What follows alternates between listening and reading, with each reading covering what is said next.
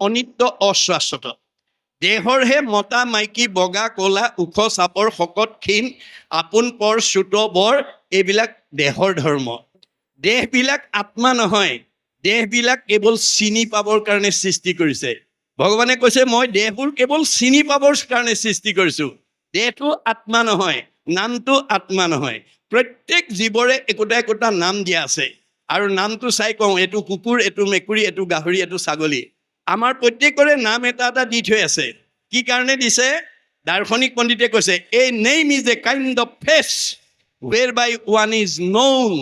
আমাৰ যে নাম এটা এটা দিছে ইজনে সিজনক চিনি পাবৰ কাৰণেহে নামটো দিছে। আমি নামটো চাই কওঁ এওঁ যাদৱ, এওঁ মাধৱ, এওঁ কল্পনা, এওঁ মাধৱী। নামটো আত্মা নহয়, নামটো দেহটো আত্মা নহয়। যিদিনাখন আমাৰ দেহৰ পৰা আত্মা ওলাই যাব, নামধাৰী দেহটো কাষ্ঠ যেন থাকিবে ক মাটিটো পৰিয়া। আমাৰ এই নামধাৰী 24 তত্ত্বৰ দেহটো কাঠ পৰা দি পৰি থাকিব। গতিকে আমি দেহকে আত্মা বুলি, নামটোকে জাতিটোকে আচল বুলি যাতে আমি ভাবিব লগা নহয়। মনত ৰাখিব কথাটো। আমি আত্মা ধৰ্ম যেতিয়ালৈকে ল'ব নোৱাৰিম তেতিয়ালৈকে আমি সংসাৰ চক্ৰতে ঘূৰি থাকিব লাগিব। কাৰণ দেহ অনিত্য অশ্বাত। গতিকে যিটো বস্তুৰ বিনাশ আছে সেইটো ধৰ্ম লৈ, অজ্ঞানী ধৰ্ম লৈ আমি কেতিয়াও ঈশ্বৰৰ ওচৰলৈ যাব নোৱাৰোঁ। গতিকে আমাক ভাগৱতে আত্মা ধৰ্মৰ শিক্ষা দি আছে। সেইকাৰণে তেওঁ সকলোকে কৈছে কি বুলি, যে কলিত সদগতি হওক কৃষ্ণৰ কথাটো দিয়া চিত্ৰ, পৰম অমৃত ৰস মাধৱৰ নাম যশ, জানা ইহে পৰলোক বিত। আজি আপোনালোকে কোনোবাই আজি দুটা দিনৰ কাৰ্যসূচীৰ চিঠি পায়ো আজিৰ প্ৰথম দিনৰ কাৰণে কোনোবা ব্যৱসায়ীয়ে নাহিব পাৰে। কি বুলি? যে মই আজি তালৈ গ'লে মোৰ ব্যৱসায়ত বহুত ক্ষতি হ'ব। তেওঁ ব্যৱসায় কৰি 50 লাখ টকা আজিৰ ব্যৱসায় কৰি লাভ কৰিলে। কোনোবাই নতুন গাড়ী এখন কিনিলে আজি ভাগৱতলৈ নহাৰ কাৰণে। কোনোবাই মাটি সম্পত্তি ল'লে, কোনোবাই কিবা বিশেষ সম্পত্তি ল'লে। কিন্তু এই পাৰ্থিৱ সম্পদবিলাক লগত নিব নোৱাৰে। মনত ৰাখিব কথাটো। শংকৰদেৱে ভাগৱতৰ মাজেদি কৈছে যত দেখা ধন শৰীৰ সৃজন মৰিলে লগে নাযায়। এই দুটা দিনৰ কাৰ্যসূচীলৈ নাহি কোনোবাই বহুত সম্পত্তি ঘটিব পাৰিব, কিন্তু লগত নিব নোৱাৰে। গতিকে আজি আপোনালোক যিসকল আহিছে ভাগ্যৱান বুলি কৈছে, কাৰণ লগত নিয়া ধন ঘটিব। পৰকালৰ ধন মাধৱৰ নাম, তাক লোৱা গলে বান্ধি, ঐত এটিক্ষণে এৰা আলজাল পাছে মৰি বাহা কান্দি। আমাৰ কৰ্মফলক 3টা ভাগত বিভক্ত কৰিছে। মনত ৰাখিব, প্ৰাৰব্ধ, আৰব্ধ, অনাৰব্ধ। প্ৰাৰব্ধ বেছি পুণ্য লৈ কামদেৱাল সত্ৰৰ এলেকাত যিবিলাক গৃহস্থী বাস কৰি আছে তেওঁলোক সকলোতকৈ ওপৰত থাকিব, যি বেছি পুণ্য লৈ আহিছে। মধ্যম পুণ্য লৈ অহাবিলাক মধ্যমত থাকিব আৰু কম পুণ্য লৈ অহাবিলাক কমত থাকিব। আপোনালোকে পূৰ্বজন্মত যিমান পুণ্য আনিছে সেই অনুপাতেহে আপোনাক ভগৱানে প্ৰতিষ্ঠা কৰিব। এক বিন্দু ইফাল সিফাল কৰিব নোৱাৰে। গতিকে এই কথাটো নুবুজাৰ কাৰণে, ভাগৱতৰ এই তত্ত্বটো নজনাৰ কাৰণে আজি আমাৰ সীমাঘৰীয়া মানুহে সীমাঘৰীয়া মানুহক হিংসা কৰে। গাঁৱৰ মানুহে গাঁৱৰ মানুহক হিংসা কৰে। কিয়? কাৰোবাৰ যদি অলপ আগবঢ়া উন্নতি হোৱা দেখে বা মানে তাতকৈ পিছ পৰি থকাজনে অন্যায় কৰে। এইটো স্বভাৱ যদি কাৰোবাৰ আছে আজি ইয়াতে এৰিব দেই আপোনালোকে। ভগৱন্তই 10ম স্কন্ধ ভাগৱতত আহি কৈছে যে অপৰৰ সম্পদ দেখি মৰে যিটো চক্ষু পুৰি, তাৰ আশা সবে হুৱে নষ্ট, অটোমাত বিমুখ ভৈলে একোৱাত সুখ নাই, অমিছা সবে যত কৰে কষ্ট। আপুনি যিমান কষ্ট কৰি ধন উপাৰ্জন নকৰক কিম্বা, তেওঁ থকা হৃদয়খনত যদি পৰহিংসা ভাৱ লৈ থাকে, আপোনাৰ মনৰ কামনা ভগৱন্তই কেতিয়াও পূৰণ হ'বলৈ নিদিয়ে। মনৰ কামনা পূৰণ নোহোৱা কোনো মানুহে খোলা হাঁহি মাৰিব নোৱাৰে। খোলা হাঁহি মাৰিব নোৱাৰা মানুহৰ চেহেৰা ভাল নহয়, কমনীয়তা নাবাঢ়ে, আয়ুস নাবাঢ়ে দেই। মনত ৰাখিব, বাইবেলত চলমনে কৈছে merry heart do it good like a medicine, a broken heart drive the bone. যাৰ হৃদয়ত আনন্দ থাকিব মেডিচিনৰ দৰে কাম কৰিব, চেহেৰা ধুনীয়া কৰিব, কমনীয়তা বঢ়াই দিব, পৰমায়ুস বঢ়াই দিব। যাৰ হৃদয়ত দুখ বেদনা ভৰি থাকিব সি আৰু মানে হেৰি কৰক, মানে তাৰ আৰু মানে ঘিউ মৌ খাই থাকক, হাড়লৈকে শুকাই যাব। আহাৰে চেহেৰা ভাল কৰিব নোৱাৰে যেতিয়ালৈকে মনটো আনন্দত ৰাখিব নোৱাৰে। আনন্দ আপুনি বিচাৰিব নালাগে, আনন্দই আপোনাৰ ঘৰ বিচাৰি আহিব। কপিলে কৈছে মাকক, মা মোৰ শুনিৰ মল কথা কহন্ত শুনন্ত, মুতবিনে চিত্ত আন দেৱত নেদন্ত, পৰম আনন্দ আহি মনত মিলয়, তেবে তাক আৰু তিনি তাপে নচয়। আপুনি ৰাতিপুৱা শুই উঠাৰ পৰা গধূলা খোৱালৈকে আপোনাৰ ঘৰলৈ অহা আলহী অতিথি ভকত বৈষ্ণৱ বন্ধু বান্ধৱক লগ পালে আপুনি যদি কৃষ্ণৰ কথা কয়, শুনে আৰু গায়, তেতিয়াহ'লে আনন্দ আপোনাৰ ঘৰলৈ নিজে আহিব। আপুনি আনন্দ বিচাৰিব নালাগে। ভাগৱতৰ এই দৰ্শনটো নজনাৰ কাৰণে আপোনাৰ ঘৰলৈ অহা আলহী অতিথি ভকত বৈষ্ণৱ বন্ধু বান্ধৱ লগ পালে আপুনি যদি পৰচৰ্চা, পৰনিন্দা, পৰ সমালোচনা কথা পাতে, আপোনাৰ সমালোচনাই যদি আনৰ অন্তৰত আঘাত দিয়ে, আলোচনা কৰা কিজনৰ কি হ'ব? বা ভগৱানে কৈছে পাপায় পৰপীড়নম। আপোনাৰ সমালোচনাই যদি আনৰ অন্তৰত দুখ দিয়ে, সমালোচনা কৰা দুজনৰ পাপ হ'ব। পাপ হোৱাৰ লগে লগে তেওঁলোকৰ জীৱনলৈ দুখ দুৰ্গতি নামি আহিব, আয়ুস কাটি দিব। আনৰ অন্তৰত আঘাত দিয়া মানুহে কেতিয়াও 100 বছৰ ভোগ কৰিবলৈ নাপায়। মনত ৰাখিব দেই। কাৰোবাৰ যদি সেইটো স্বভাৱ আছে আজি ইয়াতে এৰিব দেই। আপুনি কেতিয়াও নাভাবিব, কোনো শাহুৱেকে নাভাবিব মই বোৱাৰীক আঘাত দি মই শান্তি পাইছোঁ।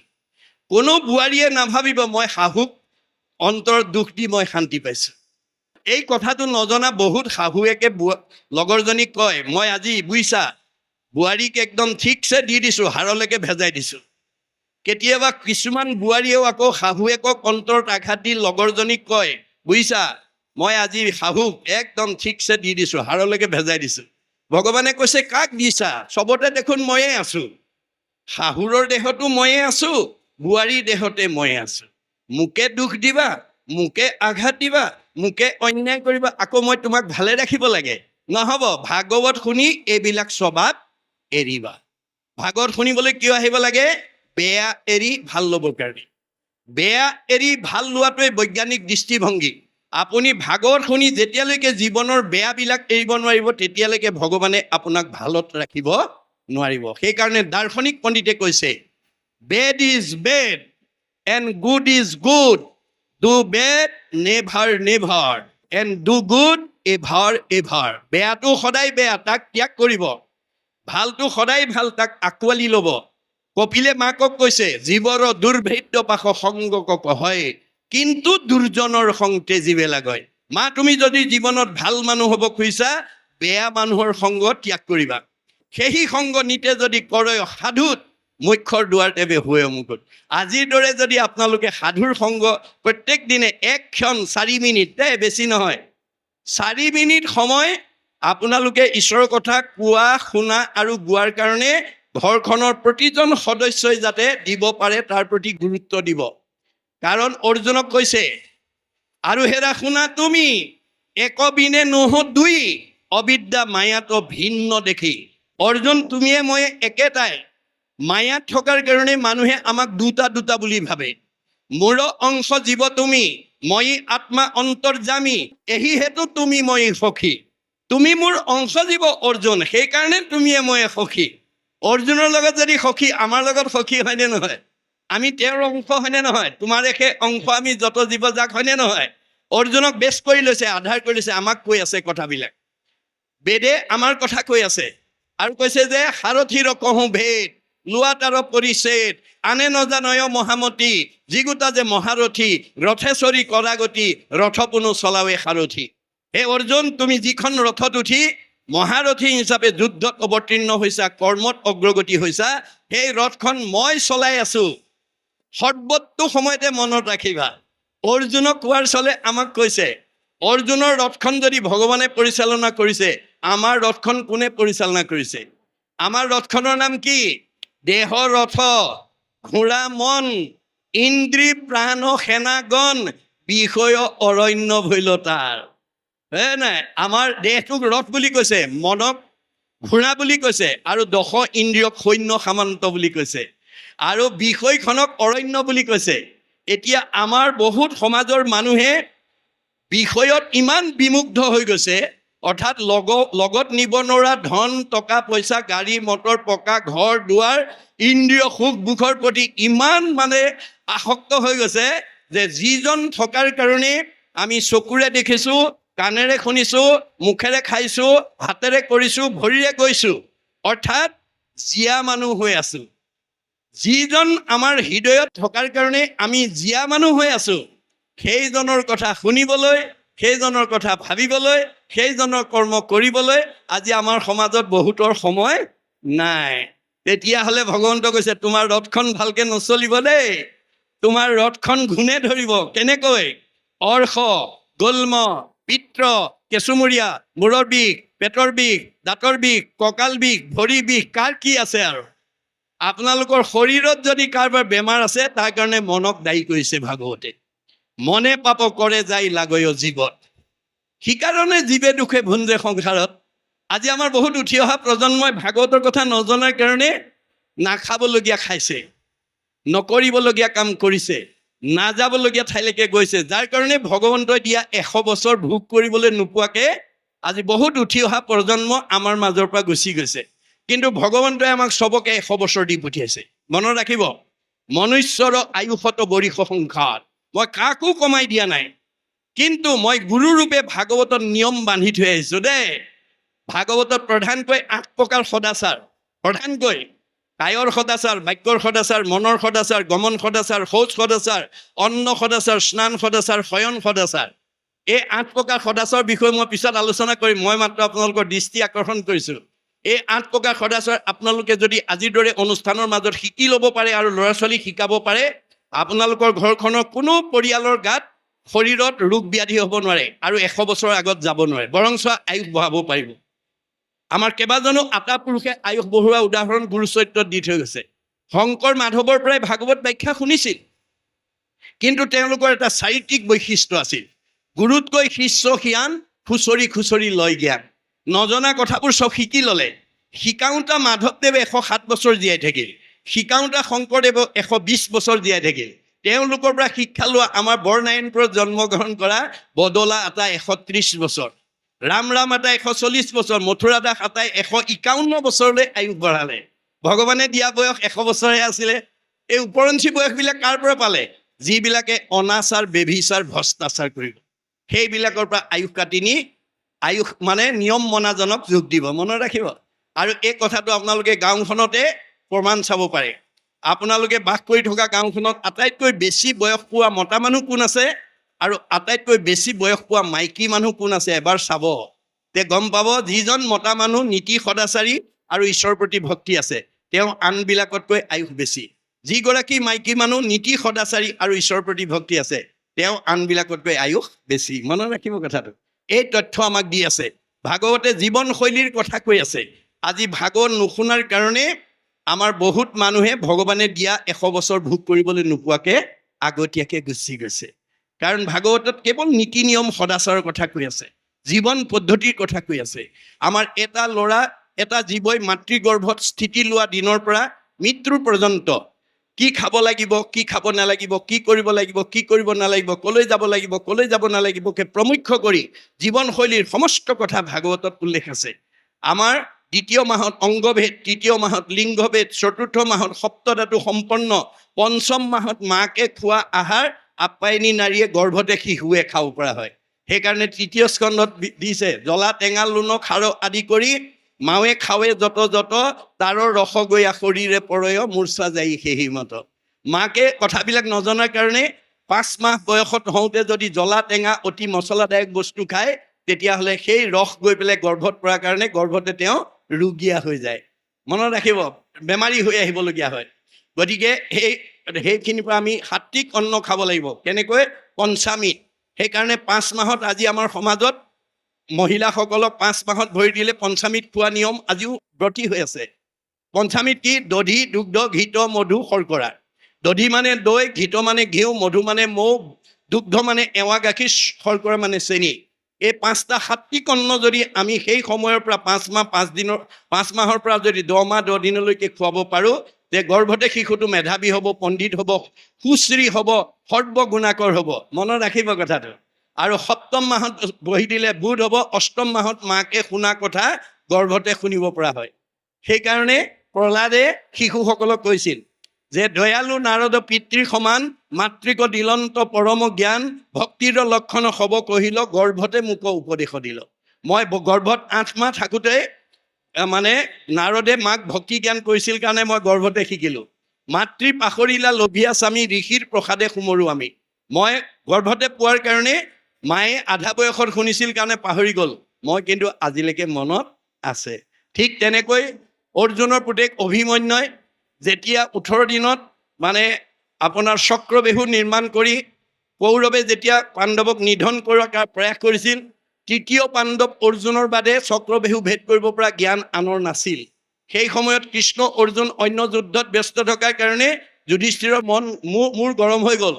16 বছৰীয়া মানে অভিমন্যুক মাতি ক'লে, অভিমন্যুৰ বৰদেউতাকক কি বুলি ক'লে, শুনিও ক জ্যেষ্ঠ পিতা মুহুৰ বচন, মাতৃত কহিলা পিতৃ বেহুৰ কাৰণ, আগম কহিল মই শুনিলো গৰ্ভত, নিগম কহিল মাতৃ নিদ্ৰা উপগত, তথাপিতো জ্যেষ্ঠ পিতা নকৰিবা ভয়, নিজ বাহু বলে বেহু ভেদি বহু মই 8ম মাহত থাকোঁতে চক্ৰবেহুত সোমোৱা আৰু ওলোৱাৰ কথা দেউতাই মাৰ আগত কৈ আছিল।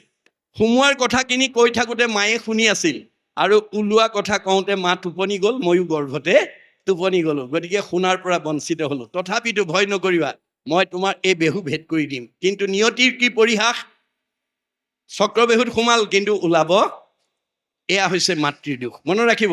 গতিকে আমাৰ ভাগৱতে সকলো নিয়মৰ কথা কৈ আছে। আমি মাত্ৰ যাতে প্ৰত্যেকখন ঘৰতে দেই, মনত ৰাখিব, আপোনালোকে ভাগৱত প্ৰত্যেক ঘৰতে শ্ৰৱণ কৰিব পাৰে, কীৰ্তন কৰিব পাৰে, তাত কোনো বাধা নাই দেই, মনত ৰাখিব। কাৰণ আপোনালোকে যদি বাস্তৱত চাই, অসমীয়াত মাষ্টাৰ ডিগ্ৰী লোৱা ছাত্ৰ ছাত্ৰীয়ে ইউনিভাৰ্চিটিত টেবুলৰ ওপৰতে দশম কীৰ্তন ঘোষা ৰত্নাৱলী গীতা ভাগৱত থৈ অধ্যয়ন কৰি মাষ্টাৰ ডিগ্ৰী লৈ আহিছে। জ্ঞান আৰ্জনৰ কাৰণে অধ্যয়ন কৰাত কোনো বাধা নাই, নিয়ম কেৱল আনুষ্ঠানিকতাত প্ৰয়োজন হ'ব। গতিকে আপোনালোকে প্ৰত্যেকেই মনতে ভাবিব যে মই জীয়াই থাকোঁতে প্ৰথম স্কন্ধৰ পৰা দ্বাদশ স্কন্ধ ভাগৱত শুনিম। ডেকা ল'ৰা হওক, গাভৰু ছোৱালী হওক, মাইকী মানুহ হওক, দাড়ি থকা হওক, দাড়ি নথকা হওক, শৰণীয়া হওক, অশৰণীয়া হওক, সকলোৱে পঢ়িব পাৰে। জ্ঞানৰ কাৰণে পঢ়াত কোনো বাধা নাই, মনত ৰাখিব কথাটো। গতিকে আপোনালোকে তেনেকুৱা এটা পৰিকল্পনা লৈ যদি এই ভাগৱত চৰ্চা কৰিব পাৰে, ছবি আৰু দুলৰি যদি কবিতা পঢ়া দিও পঢ়ে, পদৰ কথাবিলাক যদি কিতাপ পঢ়া দিও পঢ়ে, ভগৱানে বেয়া নাপায়। জানিবা নাজানি কৰে নামৰ কীৰ্তন, তথাপিতো পাপ দহি নামে কৰে চন। আপুনি একো সুৰ সঞ্চাৰ নজনাকেও যদি ঈশ্বৰৰ নাম গাই যায়, তেতিয়াও পাপবিলাক নাইকিয়া হ'ব। এই তথ্য আমাক দি আছে। গতিকে আপোনালোকে এইকেইটা কথা মই ক'লোঁ। তাৰপিছত কৈছে, পুত্ৰ দ্বাৰা গৃহবাস এৰা আত অভিলাষ, সবে সপোন নৰনিধি প্ৰায়, যত দেখা ধন ধান যাইবে যেতিক্ষণে প্ৰাণ, সংগে একৰ ৰতিও নাযায়। আজি আমাৰ সমাজত এই কথাটো নজনাৰ কাৰণে বহুত মানুহে ঘৰখন এৰি সত্ৰলৈ আহিবলৈ সময় নাই, ভকতৰ সংগলৈ আহিবলৈ সময় নাই, ঈশ্বৰৰ কথা শুনিবলৈ সময় নাই। গতিকে যিবোৰ বস্তু লগত নিব নোৱাৰে তাৰ মোহত পৰি আছে। ঘৰখন এৰিব নোৱাৰে, পুত্ৰ কন্যা এৰিব নোৱাৰে। যাৰ কাৰণে নাৰদক এদিন ব্ৰহ্মাই কৈছে, বোপা নাৰদ, এই জীৱশ্ৰেষ্ঠ মানুহ হ'লে ঈশ্বৰত শৰণ ল'ব লাগে, ভকতত মানে ঈশ্বৰত শৰণ ল'ব লাগে আৰু ভগৱানক ভজিব লাগে, ভকতত ভক্তি কৰিব লাগে, তেতিয়া জীৱই গতি পায়। পিছে এতিয়া বহুত মানুহে শৰণ ভজন আৰু ভক্তি ক'ত কৰে জানা? বোলে ক'ত?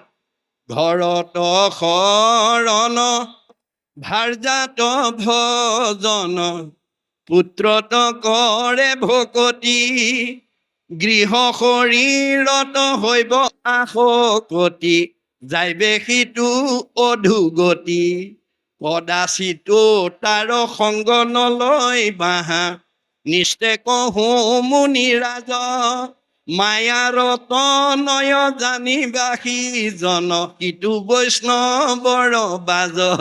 যি মানুহে ঘৰখনকে আচল বুলি ভাবে, পুত্ৰ কন্যা ভাৰ্যা সুখবিলাককে প্ৰকৃত সুখ বুলি ভাবে, সেইজন বৈষ্ণৱৰ বাজ। হয়নে? সেইকাৰণে কৈছে, তুমি যিবিলাকক মুখ কৰি আছা, পুত্ৰৰ দ্বাৰা গৃহবাস এৰা আত অভিলাষ, সবে সপোন নৰনিধি প্ৰায়, যত দেখা মানে ধন ধান যেতিক্ষণে যাইবে প্ৰাণ, সংগে একৰ ৰতিও নাযায়। আইসকলে বেছি বুজি পাব দেই। আমাৰ ইয়াত বহি থকা আইসকলে এই ৰুটি শব্দটো বেছি বুজি পাব। মানে শংকৰদেৱে এই ৰুটিটো সোণৰ হিচাপৰ লগত প্ৰয়োগ কৰিছিলে। চৰতিয়ে 1 অনা হয়, 16 অনাই এভৰি বা এতোলা হয়। আমাৰ আইসকলৰ ডিঙিয়ে কাণে নাকে হাতে কেইবাতোলাও পিন্ধি থাকে। পিছে যাবৰ সময়ত ইমান দিন পিন্ধি আছিলে বুলি দুৰতিমান নিদিয়ে দেই, আগতে খুলি ৰাখিব, মনত ৰাখিব। সংগে একৰ ৰতিও নাযায়, ইমান দিন পিন্ধি আছিলে বুলি কেইৰতিমান নিদিয়ে, চব খুলি ৰাখিব। সেইকাৰণে যিটো বস্তু আপুনি যাওঁতে এৰতিও নিব নোৱাৰে, সেই মায়া মোহত যাতে আমি পৰি থাকিব লগা নহয়। লগত নিয়া ধন ঘটক আজিৰ দৰে ঠাইলৈকে আহিব। এনেকুৱা অনুষ্ঠানলৈ নিমন্ত্ৰণ পালে 10 বন কাটি কৰি আহিব। মহাপুৰুষে লিখিছে, তোমাৰ গুণৰ মহিমা দেখিয়া আন যত কাম দূৰতে তেজিয়া থৈলো। আজি ইয়াত বহি থকা কাৰ ঘৰুৱা কাম নাই, কাৰ ল'ৰা ছোৱালীৰ দায়িত্ব নাই, কাৰ বিষয় বাণিজ্য নাই, চব এৰি থৈ আহিছে। কিয়? ভাগৱতে কৈছে, গুৰুজনাই কৈছে, আন কৰ্মে লগাইলে যতে কখি হুৱে বৃথা, জনমো বৃথা হুৱে নুশুনয় কৃষ্ণ কথা। মানুহৰ জন্ম পাই যদি কৃষ্ণ কথা নুশুনা, তোমাৰ আহিল কণা গল কণা, খাগৰি কাটিল 3 কণা, আকৌ গছ গছনি হ'বগে লাগিব। মনুষ্যৰ জন্ম পাই হৰি নভজিলা, অৱশ্যে হুইবা ভাই তীৰ্ণ তৰুশিলা। এয়া আমাৰ গুৰুজনে দেখুৱাই আছে। তাৰপিছত কৈছে, শৰীৰো থাকিবে পৰি একলেখে যাইবা লৰি, বিষয় যাতনা জম ঘৰে, গুণী চোৱা স্থিৰমতি কৃষ্ণ বিনে নাই গতি, লৈও আতে শৰণ সত্তৰে। আশ্ৰয় ল'ব, ভগৱন্তত আশ্ৰয় গ্ৰহণ কৰিব। আজিৰ দৰে অনুষ্ঠানলৈ 10 বন কাটি কৰি আহিব, তেতিয়াহে জীৱনৰ সাৰ্থকতা হ'ব। কাৰণ আজিৰ ধনটো লগত যাব। পৰকালৰ ধন মাধৱৰ নাম, তাক লোৱা গলে বান্ধি, ঐত এটিক্ষণে এৰা আলজাল পাছে মৰি বাহা কান্দি। ভাগৱতে কৈছে, এই দুদিনীয়া পৰকালৰ ধন ঘটাৰ সুবিধা পায়ো কোনোবাই যদি নাহে, তেতিয়া তেওঁৰ সেই দুদিনীয়া ধনৰ অভাৱত পিছৰ জন্মত কান্দিবগৈ লাগিব। আপোনালোকৰ আজি এই কামদেৱাল সত্ৰৰ আশে পাশে থকা বহুত গৃহস্থী ভাগৱতৰ মতে কান্দি আছে দেই, কান্দি আছে। কিয়? অৰ্থনীতিয়ে কৈছে অভাৱ অসীম, নিৰ্দিষ্ট অভাৱবিলাক সীমিত। মুখ্যতম অভাৱ 3টা, অন্ন বস্ত্ৰ সংস্থাপন। আজি কামদেৱাল সত্ৰৰ এলেকাত বাস কৰি থকা বহুত গৃহস্থীয়ে দুবেলা দুমুঠি মনে ভবা মতে নিজে খাব নোৱাৰে কাৰণে, ল'ৰা ছোৱালীক খুৱাব নোৱাৰে কাৰণে, কাষৰ মানুহ ঘৰে আজাদিত নিজেও খাইছে, ল'ৰা ছোৱালীকো খোৱা দেখি অভাৱী ঘৰে কান্দি আছে। বস্ত্ৰ, সমাজৰ লগত খাপ খোৱা এযোৰ বস্ত্ৰ নিজে পিন্ধিব নোৱাৰে কাৰণে, ল'ৰা ছোৱালীক পিন্ধাব নোৱাৰে কাৰণে, কাষৰ মানুহ ঘৰে ল'ৰা ছোৱালীকো পিন্ধাইছে, নিজেও পিন্ধা দেখি অভাৱী ঘৰে কান্দি আছে। সংস্থাপন, এতিয়া বিজ্ঞানৰ যুগ, প্ৰযুক্তিবিদ্যাৰ যুগ। চুইচ টিপিলে পোহৰ আহে, চুইচ টিপিলে ফেন ঘূৰে, চুইচ টিপিলে গীৰ্জাত পানী গৰম হৈ যায়, চুইচ টিপিয়ে অভাৱ কোনোবাই পূৰণ কৰি আছে। কাষৰ মানুহ ঘৰে তেওঁৰ নিচিনা অভাৱখিনি পূৰণ কৰিব নোৱাৰি কান্দি আছে, ইত্যাদি ইত্যাদি। গণ্ডগোল ক'ত লাগিল? যে তেওঁ ইয়ালৈ কামদেৱাল সত্ৰৰ এলেকাত বাস কৰিবলৈ আহোঁতেই তেওঁৰ অৰ্থ কমাই লৈ আহিছে, আহোঁতেই কমাই আনিছে। সেইকাৰণে তেওঁ এতিয়া অভাৱত কান্দি আছে। কোনোবাই পূৰা লৈ আহিছে, সুখ আৰু সান্নিধ্যত আছে। গতিকে ইটো কিন্তু স্থায়ী নহয় দেই, এইটো ঘূৰাই থাকে। চক্ৰবত পৰিৱৰ্তনতে দুখানিছ সুখানিছ। আপুনি পূৰ্বৰ পুণ্যৰ ফলত এই জন্মত কামদেৱাল সত্ৰৰ এলেকাত ধনে ধানে টকাই পইচাই গাড়ীয়ে মটৰে পকা ঘৰে দুৱাৰে মাজত থাকিও যদি ঈশ্বৰৰ নাম ল'ব পাৰে, তেতিয়া ভগৱন্তই আপোনাক কোনো বিপদত পৰিবলৈ নিদিয়ে বুলি ভাগৱতত কৈছে দেই, মনত ৰাখিব। অসম্পদ কালত যিজনে ভজয়, ঈশ্বৰক অনিষ্ট কৰি তাৰ অমংগল সকলে গুচয়, তাক ৰক্ষা কৰে হৰি। চব আছে কিন্তু ঈশ্বৰৰ নাম নেৰে, সেইজনক সকলো বিপদৰ পৰা ভগৱানে ৰক্ষা কৰে। কিন্তু ভাগৱতৰ এই দৰ্শনটো নজনাৰ কাৰণে আজি আমাৰ সমাজত বহুত মানুহে ধন ধান টকা পইচা গাড়ী মটৰ পকা ঘৰ দুৱাৰ চাকৰি ব্যৱসায় নদন বদন হ'লে সত্ৰলৈ নহা হয়, ভকতৰ সংগলৈ নহা হয়, নামঘৰলৈ নোযোৱা হয়, ঈশ্বৰৰ কথা নুশুনা হয়। ভগৱানে কৈছে তাকো মই শুনিবলৈ বাধ্য কৰাই দিম। কেনেকৈ? এনেকুৱা এটা বেমাৰ দি দিম যিটো ডাক্তৰৰ চিকিৎসা কৰিও ভাল নোহোৱা হ'ব। সেইদিনা কিন্তু সি মোক মাতিবলৈ বাধ্য হ'ব। কি বুলি? পাৰ কৰা ৰঘুনাথ সংসাৰ সাগৰে। আজি আমাৰ সমাজত বহুত মানুহে ঈশ্বৰক কেতিয়া ভাবে? যেতিয়া পৰিয়ালত কিবা এটা বিপদ হয় বা নিজৰ জীৱনত কেতিয়াবা বিপদ আহে তেতিয়াহে ভগৱানৰ নাম লয়। ভগৱানে কৈছে বিপদত পৰি মোৰ নাম লোৱাজনক মই ভাল পাওঁ বুলি কোন শাস্ত্ৰত কোৱা আছে? আপদ কালত ত্ৰাহি ত্ৰাহিবলৈ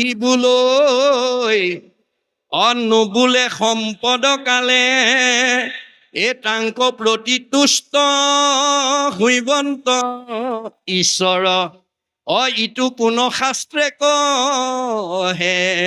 বিপদত পৰিলে মোৰ নাম লয়, সম্পদত নলয়। সেইজনক মই ভাল পাওঁ বুলি কোন শাস্ত্ৰত কোৱা আছে?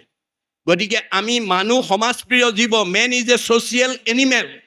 গতিকে আপোনালোকে সম্পদ বিপদ সকলো সময়তে সমাজৰ লগত সম্পৰ্ক ৰাখি চলিব। সমাজে যাক ভাল পাব ভগৱানে তাক ভাল পাব, সমাজে যাক বেয়া পাব ভগৱানে তাক বেয়া পাব। মনত ৰাখিব কথাটো। এই তথ্য আমাক দি আছে ভাগৱতে যে আমি জীৱন কেনেকৈ চলিব লাগিব, দৈনন্দিন জীৱনটো আমি কেনেকৈ আগুৱাই নিব লাগিব, সকলো নিয়ম ইয়াত বান্ধি থৈছে। তাৰপিছত কৈছে যিদিনাখন আমাৰ আত্মাৰ পৰা দেহৰ পৰা আত্মা ওলাই যাব, শৰীৰো থাকিবে পৰি একেলগে যাইবা লৰি। যে আমাৰ এই 24 তত্ত্বৰ দেহটো যিদিনাখন কাল নামৰ সাপটোৱে শেষ ফুটটো মাৰিব, কাল সৰ্পে চুম্পিয়া আশ্ৰয় পৃষ্ঠ ভাগে, চেগচাই কোনোদিনা ধৰিবেক ৰাগে, কোনো মতে নৰৱে নেৰাৱে টান হাত, কৃষ্ণত ভকতি যেবে নকৰে সাক্ষাৎ। আজিৰ দৰে ঈশ্বৰৰ কথা নুশুনিলে আমাৰ জীৱই কেতিয়াও গতি পাব নোৱাৰে। সেইদিনা 24 তত্ত্বৰ দেহটো কাঠ কৰা দি পৰি থাকিব আৰু ইয়াৰ পৰা 16 তত্ত্বৰ দেহ এটা ওলাই যাব। তাৰ লগত 14জন সাক্ষী, 2জন কেৰেণীয়ে আপোনাৰ বছৰ গোটেই জন্মৰ পৰা মৃত্যুলৈকে কৰা কামৰ খতিয়ানৰ প্ৰতিবেদনৰ ফাইলটো লৈ যাব দেই, মনত ৰাখিব।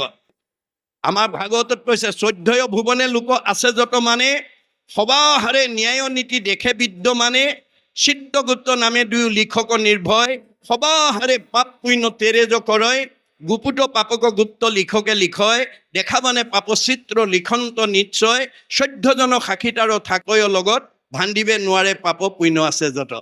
এই 14 ব্ৰহ্মাণ্ডত যিমান জীৱ আছে সকলোৰে কাম পাপ পুণ্য কৰ্মবিলাক চিত্ৰগুপ্তই লিখি যায় দেই। চিত্ৰই দেখা পাপবোৰ লিখে, গুপ্তই নেদেখা পাপবোৰ লিখে। আপোনালোকে চবেই মোৰ মুখলৈ চাই আছে, মই ভাবিছোঁ ঠিকে আছে। পিছে কোনোবাই মোৰ মুখলৈ চাই আছে, মনে মনে ঘৰত এৰি থৈ অহা কামকেইটাৰ কথা ভাবি আছে, ল'ৰা ছোৱালীকেইটাৰ কথা ভাবি আছে, ব্যৱসায়ৰ কথা ভাবি আছে, কালিলৈ কি কৰিম কিবা এটা ভাবি আছে। এতিয়া গুপুত কেৰেণীয়ে ক'ব যাদৱে মাধৱে পাঠকৰ মুখলৈ চাই থকাও হয়, কিন্তু মনে মনে একেটা কথা ভাবি আছে। কল্পনা মাধৱীও পাঠত থকাটো হয়, পাঠকৰ মুখলৈকে চাই আছিল, মনে মনে ঘৰত থকা এৰি থৈ অহা ল'ৰা ছোৱালীকেইটাৰ কথা ভাবি আছে। লগে লগে নম্বৰ কাটিব দেই, লগে লগে নম্বৰ কাটিব। আমি ইয়ালৈ অহা মানে 100% নম্বৰ পাব লাগে, কিন্তু চবেই নাপায়। কিয়? অৰ্জুনক কৈছে মোৰ সুমংগল নাম তুমি ভকতৰ সংগত বহি যিমান শ্ৰদ্ধাৰে শুনিবা, সিমান দুগুণ পাপৰ পৰা নিজক মুক্ত কৰিব পাৰিবা। যদি অন্য মনস্কৈ শুনা তেতিয়াহ'লে এগুণ পাপৰ পৰাহে তুমি নিজক মুক্ত কৰিব পাৰিবা। পৰম মংগল নাম যিপোন শ্ৰদ্ধাই শুনৈ, হৰৈ পাপ তাহাৰ দুগুণ, অনিচ্ছাত এক গুণ, শ্ৰদ্ধাত দুগুণ নাম, এহি মতে বুজিবা অৰ্জুন। অৰ্জুনক বেছ কৰি লৈছে, আমাক কৈ আছে ইয়ালৈ অহা মানে 100% পুণ্য আমাৰ চবৰে হ'ব লাগে, কিন্তু চবৰে হ'বলৈ নিদিয়ে। সেই ৰহস্যটো অৰ্জুনক কৈছে। অৰ্জুন, কামদেৱাল সত্ৰৰ প্ৰথম দিনৰ ভাগৱত ব্যাখ্যালৈ আহা সকলোৱে যদি একান্ত মনে মূল কথা শুনি দিয়ে, চবকে যদি সমান নম্বৰ দি পেলাই মই বৈকুণ্ঠলৈ পঠাই দিবলগীয়া হয়, তেতিয়া কামদেৱাল অঞ্চলত মোৰ মায়াৰ বজাৰখনেই বন্ধ হৈ যাব। গতিকে মই জীৱক লৈহে খেলা কৰি আছোঁ। গতিকে ইয়ালৈ ভাগৱত শুনিবলৈ লক্ষ্য কৰি অহা সকলকো কাৰোবাক তেওঁ মায়া নামৰ শক্তি এটাৰ দ্বাৰা চাহ তামোল খোৱা কথা ভবাই দিব, গ্ৰাম্য কথা ভবাই দিব, অন্য মনস্ক কৰাই দিব, অন্য কামৰ কথা ভবাই দিব। কেনেকৈ? ঋতেহ থং ইয়ৎ প্ৰথিয়েত ন প্ৰথিয়েত স্বাত্মানি তৎ অবিদ্যাত মানু যথা যভাসু যথা তমহ। মোৰ মায়া নামৰ শক্তিৰ দ্বাৰা মই যদি কাৰোবাৰ মনটো বিচলিত কৰিব নোৱাৰো, নম্বৰ কমাই দিবলৈ মোৰ অধিকাৰ নাই। গতিকে এই ৰহস্য আপোনালোকে ভেদ কৰিব লাগিব যে ভাগৱত শুনিবলৈ আহিলে যাতে ভাগৱতৰ পৰা মনটো যাতে অন্য ফালে নাযায়, তেতিয়া পুৰা নম্বৰ পাব। যদি মনটো আঁতৰাই লৈ অন্য কথা পাতে আৰু আপুনি কথা পতাৰ কাৰণে যদি কাষৰজন মানুহে ভাগৱত শুনাত ব্যাধা হয়, কথা পতা দুজনৰ কি হ'ব? পায় পৰপীড়ন। মনত ৰাখিব কথাটো। এয়াই হৈছে ৰহস্য, এয়াই হৈছে ভগৱানৰ বিনোদ বিলাস আনন্দ। আমি বাস্তৱত যদি চাওঁ, এতিয়া আমাৰ দশম শ্ৰেণী একাদশ শ্ৰেণীৰ ছাত্ৰ ছাত্ৰী পৰীক্ষা হৈ গৈছে। একেখন স্কুলৰে দশম মানৰ ছাত্ৰ ছাত্ৰী, একেকেইজন মাষ্টৰে পঢ়ুৱাইছিলে, একেখন প্ৰশ্নৰে উত্তৰ লিখি ফলাফল বেলেগ বেলেগ, ফলাফল বেলেগ বেলেগ। গণ্ডগোল ক'ত লাগিল? যে আমাৰ দাৰ্শনিক পদ্ধতিছে কৈছে মোৰ ইউ ৰিড মোৰ ইউ লাৰ্ণ। যি ছাত্ৰই বেছি পঢ়িব সি বেছি জ্ঞান লাভ কৰিব, মধ্যম পঢ়াজনে মধ্যম জ্ঞান লাভ কৰিব, কম পঢ়াজনে কম লাভ কৰিব। তেওঁ অধ্যয়নৰ ওপৰতহে ফলাফলটো নিৰ্ভৰ কৰিব। সেইকাৰণে বেদত কৈছে ছাত্ৰানাং অধ্যয়নং তপ। ছাত্ৰ জীৱনৰ মূল লক্ষ্য অধ্যয়ন। গতিকে আমাৰ ছাত্ৰ অৱস্থাত যাতে আমি অধ্যয়নৰ পৰা বিচলিত হ'ব নোৱাৰোঁ, তাৰ প্ৰতি গুৰুত্ব দিব লাগিব। গতিকে আপোনাৰ অধ্যয়নৰ ওপৰতে ফলাফলটো হ'ব। একেখন ঘৰে একে সীমাই, কিন্তু দুখবিলাকৰ বৈষম্যতা আছে। কিয়? কৰ্মৰ দোষ দেই, মনত ৰাখিব। কৰ্মৰ দোষৰ কাৰণে আমি একেখন গাঁৱতে বা একে সীমাতে থকা দুঘৰ মানুহৰ মাজত দুখ বেদনাবিলাকৰ বৈষম্যতা আছে। এয়া পূৰ্বজন্মৰ কৰ্মফলৰ ফলশ্ৰুতি। এই কথা নাজানিলে মানুহে হিংসা কৰে। কেতিয়াও হিংসা নকৰিব। তাৰমানে আপুনি কিবা দুখ পাইছে, এয়া পূৰ্ব কৰ্মফল বুলি উপলব্ধি কৰিব লাগিব, তেতিয়া সংস্কাৰ হৈ যাব। মনত ৰাখিব কথাটো। সেইকাৰণে আমাৰ সুখবিলাকৰ কোনো বৈষম্য নাই বুলি কৈছে, দুখবিলাকৰহে বৈষম্যতা আছে। দাৰ্শনিক পণ্ডিতে কৈছে অকল কামদেৱাল সত্ৰ এলেকাৰ মানুহখিনিয়ে নহয়, পৃথিৱীত যিমানবিলাক সুখী মানুহ আছে, all happy families R alike, but unhappy families R unhappy in there own fashion. পৃথিৱীত যিমানবিলাক দুখী মানুহ আছে, চবৰে দুখবোৰ বেলেগ বেলেগ, সুখবিলাকৰ বৈষম্যতা নাই। কামদেৱাল এলেকাত এখেতে যদি পকা ঘৰ বনায়, গাড়ী মটৰ কিনে, দামী পোচাক পিন্ধে, দামী আহাৰ খায়, এখেতৰো ভাল লাগিব, এখেতৰো ভাল লাগিব, এখেতৰো ভাল লগাটোত কোনো পাৰ্থক্য নাই। কিন্তু বেয়া লগাবিলাক, কামদেৱাল এলেকাত বাস কৰা কোনো দম্পতীয়ে বিয়া পাতিছে, সতি সন্তান নাই, সেইটো দুখ। কাৰোবাৰ ছোৱালী আছে, ল'ৰা নাই, সেইটো দম্পতি, সেইটো দুখ। কাৰোবাৰ ল'ৰা আছে, ছোৱালী নাই, সেইটো দম্পতি, সেইটো দুখ। কাৰোবাৰ স্বামী স্ত্ৰীৰ মাজত মনোমালিন্য, সেইটো দম্পতি, সেইটো দুখ। কাৰোবাৰ শাহু বোৱাৰীৰ মাজত মনোমালিন্য, সেইটো দম্পতি, সেইটো দুখ। কাৰোবাৰ ককাই ভাইৰ মাজত মিলা প্ৰীতি নাই, সেইটো দম্পতি, সেইটো দুখ। কাৰোবাৰ আকৌ সকলো আছে, শৰীৰত বেমাৰ আছে, সেইটো দম্পতি, সেইটো দুখ, ইত্যাদি ইত্যাদি। এই যে বৈষম্যমূলক দুখবিলাক কৰ্মফলে আহি আছে দেই, মনত ৰাখিব। আজিৰ দৰে যদি ভাগৱত শুনি আপোনালোকে বেয়াবিলাক এৰি ভাল ল'ব পাৰে, আপোনালোকৰ জীৱনলৈ দুখ দুৰ্গতি আহিব নোৱাৰে। সেইকাৰণে ভাগৱত শুনিবলৈ আহিব লাগে।